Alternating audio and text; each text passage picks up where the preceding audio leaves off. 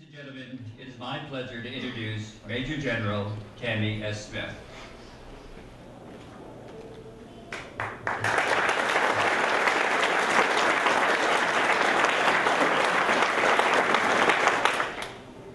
Thank you so much for being here. General Kim Hyun-jib, thank you, sir, for being here. General Mrs. Vandal, Lieutenant General Chonabum, thank you, sir, for being here, and all of the fellow general officers and distinguished guests, thank you for being here. You could have been anywhere at this time, and you chose to be here, and you honored Tracy and I with your presence here, and you heard there was cake. I was at Fort Benning, minding my own business, commanding the 98th Training Division, stretched out across much of the eastern U.S., much like many of your commands are stretched out between areas 1 and 4. But I got a call from Gomo, and then out of the blue, I was told I had been nominated to serve in Korea, and to give a call to General Vandal and to set up an interview. And I just went with it, with Tracy's urging, and set up the interview. And General Vandal, thank you so much for your confidence and selecting me for this position from the reserve ranks. This morning I had the opportunity to get to know the General a little bit more on one of his PT ruck marches. As I left this morning to go do that, Tracy gave me the very sage advice of, let him win. You didn't have to, he won. You didn't have to do that. I had never ruled out Korea, but the last time I volunteered for Korea was in 1993, coming out of company command of a trade op assignment. And in 93, when you wanted to go do something really, really hard, you volunteered to go to Korea. And all I could figure is that they got the call at the assignment branch and said, sucker on the line, hey, have you ever thought about Fort Polk? And that opportunity led to the assignment as an observer controller there at the Combat Training Center in 1993. And I know that sometimes the best things that happen in our lives and our career are those paths that we take a bit accidentally. And that was my case in there. I think at this time, as I begin my time here at 8th Army, it's also appropriate this time to acknowledge all of you who are helping me to find my way to be able to fight tonight. And I especially want to thank my battle buddy, the DCGO, Tom Graves. Thank you for the assistance. I'm not any smarter than I was about 5 minutes ago, so I'm going to still have questions for you tomorrow. And also the Chief of Staff, Hank Taylor, thank you so much for helping me get integrated and on board to do the things that are necessary to lead here. I reflect back on many of the touch points, 30 years to get to this point, and all of those things that have shaped me as a person and as a leader. And of course, as the General mentioned, starting with my parents, who taught me hard work, community service in that small town, Oakland, Oregon. Both my parents served in the community. They each took a turn at being mayor. They both been on the city council. It was a small town. But they role modeled for me community service, and especially my mother, she role modeled for me of having an option to make my own way in the world. Which I feel is that I have done that and honored her with that. And I came into the Army by accident, just as I said, many of the best things that happen to us are by accident. Reading my Future Farmers of America magazine, no money for college, let the Army show you how, send for free information. And that free information was the scholarship application for ROTC. And just like many of us who want to leave our small towns, education was my way out. And that seeing that flyer that day was another one of those crooked path things that was the absolute right thing. It was the universal line on my behalf.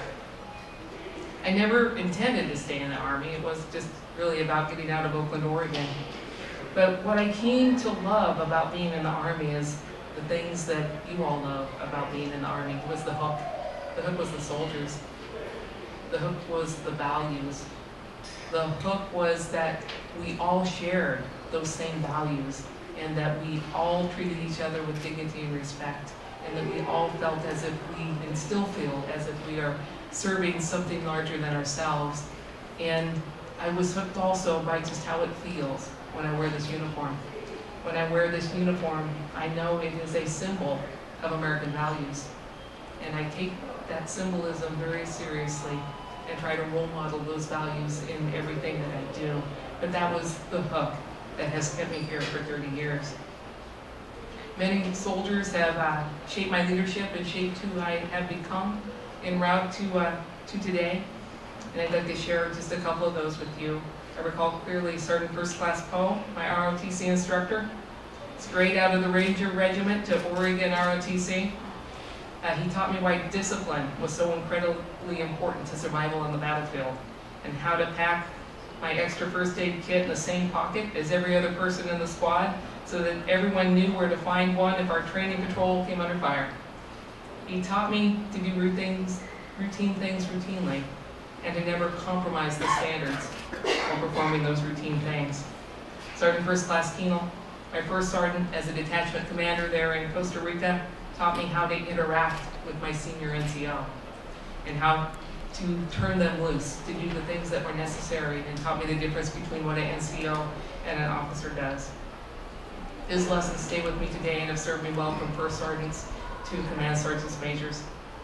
Colonel Pullen, who taught me Army values, he could forgive a training failure because he could give you more training, but he could never forgive a character failure. Integrity was everything. He role modeled values in every interaction he had with the soldier. The black pad at jump school, whoever he was, who just told me, trust your equipment. And trust your equipment, trust your values, trust your training, has become kind of just how I feel about my approach to life. And I've met many former Women Army Corps members who paved the way for me. And I've had people say or suggest that I've broken a glass ceiling. And when they suggest that, I say, no, I don't think I have. I think that I've just passed through the hole that the Women's Army Corps had already made long before I got there. They made it possible for me to serve in an increasingly gender-neutral Army. While the product of these and many other collective efforts, I never really could have imagined myself as a general officer. And if my aide, Captain Coe, were to tell any story, she'd probably tell you she can't actually imagine me as one either. But it's a humbling responsibility. But it's also the responsibility I take most seriously in my life. I was promoted to Brigadier General 4 years ago, and we were busy today, and I didn't get a chance to rehearse, so I didn't get to rehearse crying. So and that would have gotten off the table. So just forgive me if I go there. But I wanted to tell you about a difference about today than when I was on a stage 4 years ago, being promoted to Brigadier General. On that day, I was terrified. And I mean, it certainly was a place that many people find ourselves in. You're a little scared, you wonder, you hope that you can live up to the expectations of that new rank. And I felt the same trepidation as anybody who would have been in that role. But I had the other layer. Because until 4 years ago, no one knew I had a family. Until Tracy walked up to that stage and was introduced as my spouse. And for the first time in 26-year military career at that point, I publicly acknowledged my family. And what's significantly different this time is that I certainly feel the trepidation that comes with the promotion and wanting to do what is necessary to be a good Major General, the desire to live up to those expectations, the desire to lead from a place of character and values.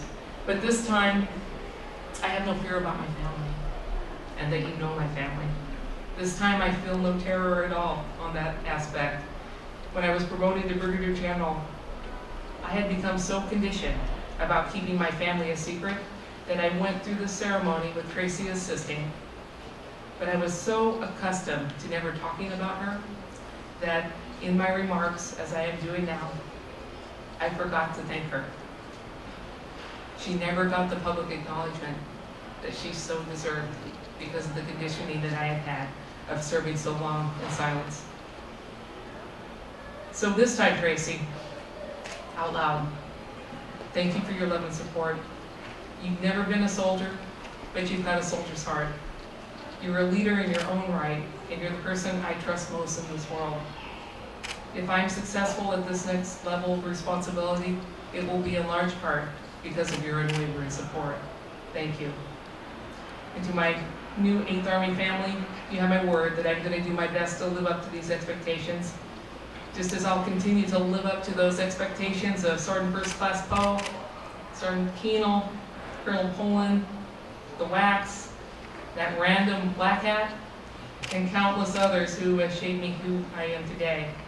It's with humility that I accept the challenges that will put on my plate for the next couple of years, and I feel confident that I can make progress and serve 8th Army well, because all of you are my teammates.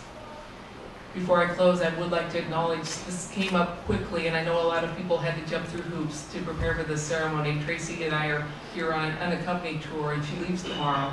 And you did this so that she could be here to participate before she got on the plane in the morning. And I sincerely appreciate from protocol, the band, and everybody who helped out with this. Thank you. Tracy and I are honored that you took the time to be here with us today. Everybody who has showed up today, thank you so much for being here.